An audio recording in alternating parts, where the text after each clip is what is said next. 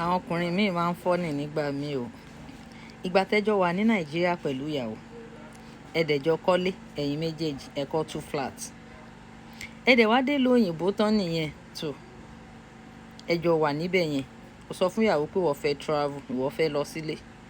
Ó délé, ó lọ fẹ́ ìyàwó kejì. Sínú ilé tẹ́jọ́ kọ́, ẹ̀yin méjèèjì lẹ́jọ́ kọ́. In fact, ìyàwó tún ní owó òun tún ju tiẹ̀ lọ níbi ilé yẹn. Ìyàwó ò mọ anything, o ò sọ fún àwọn ẹbí ẹ náà, ò jẹ́ kó mọ̀ àfìgbà tẹ́jọ́ lọ sílé tó bá yàwó nílé. Fine, ó dẹ̀ bá yàwó nílé, ó dẹ̀ gbọ̀nà lé àwọn òbí ẹ̀. Ẹbẹ̀ ẹ́, ó dẹ̀ wọlé.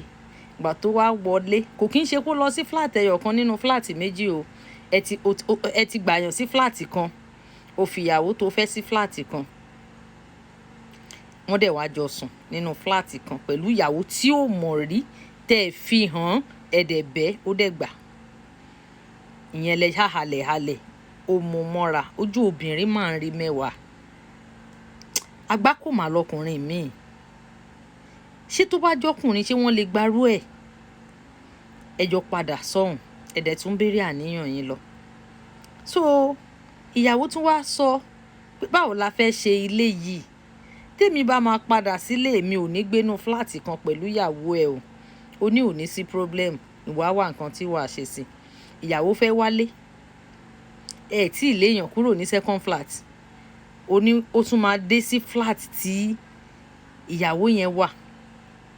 Ẹ gbọ́, ṣé tó bá jẹ́ ìyàwó náà ṣóun náà lè gbàrú ẹ? Tó bá jẹ́ pé wọ ló lọ ṣe second wife, àbí ló jẹ́ first wife nbìkan ọkùnrin bá fi irú ẹ̀ lò ẹ́, ṣé wàá gbà? Ẹ jẹ́ ká máa fọ̀rọ̀ rora wa wò. Ṣé rí second wife máa béèrè ìbéèrè tí ó ràn ẹ́ lọ́wọ́. Ọkùnrin ò lè sọ fún mi láíláí pé àwọn jọ kọ́lé ni, ara mi gùn ní gbénu ilé yẹn. In fact, mo lè sọ fọkùnrin pé kó lọ gbalé fún mi because mo mọ̀ pé inú obìnrin yìí ò ní yọ̀ sí. Àkọ́kọ́ náà tẹ́ bá jọ pé flat méjì ni o, a máa mú lẹ́yọ kọ̀ọ̀kan.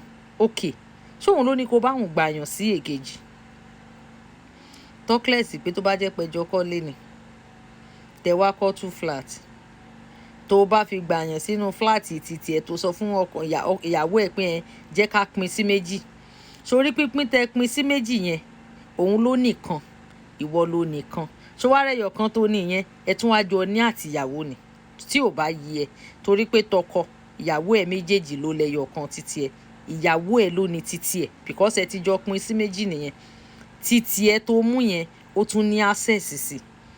Kí ló dé tó jẹ́ pé nǹkan tọkùnrin ò lè gbà náà máa fi ń lọ obìnrin? Ilé tẹ́jọ kọ́,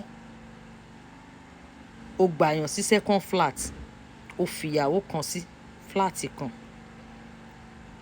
Ó wá ní kí ìyàwó ẹ̀ máa dé síbẹ̀ pẹ̀lú ìyàwó tó fẹ́ sílé. Àṣà ọ̀nà ọ̀hún, ẹ máa ronú kẹ́ tó máa wà àwọn ọ̀wà tó ń wù. Kò ní kó má fẹ́ ìyàwó mi sìn, lọ kọ́ ilé mi fún, kó mú kúrò níbi double flat yẹn. Since tó jẹ́ pé ìyàwó ẹ ẹjọ́ kọ́ ilé yẹn ni. Tàbí kó dẹ̀ léèyàn kúrò ní second flat, kó mọ̀ pé òun lòun ní. Ni mo ṣe máa ń sọ pé wọ second wife tó lọ sí kejì, tó mọ̀rìn àjò tó ń rìn bọ̀ àwọn méjèèjì wá lọ forí gbégbékúgbé ni.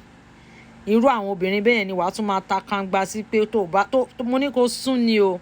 Tó bá dẹ̀ sún wàá lọ ni. Èmi máa gbẹ́ ní wá ni. Ẹni ìwèrè tó ń gbé káàkiri. Ẹ ní mọ̀rìn àjò tọkùnrin àtobìnrin tí wọ́n ti jọ rìn.